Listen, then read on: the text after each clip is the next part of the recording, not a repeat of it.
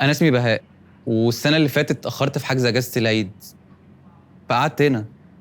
صحابي كلهم سافروا، بس عادي، عملت اجدع صحاب. ابراهيم الزنكلوني، كريم كابوريا، والتالت ما قاليش على اسمه. كانوا بيحبوا عربيتي قوي. كنا مقضيينها لفلفه، فسح، مزيكا، شاورما. اخواتي بجد. حتى الزنكلوني جاب لي الماسك ده عشان نطقم مع بعض. كنا رايحين جايين كل يوم في حته شكل.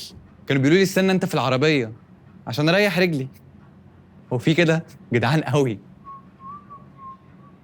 اخر مره شفتهم رحنا فسحه لحد حدود ليبيا. كابوريا قال لي انزل بص على الكاوتش. سابوني وجريوا بالعربيه. كابوريا بيموت في المقالب. روحت مشي يوميها.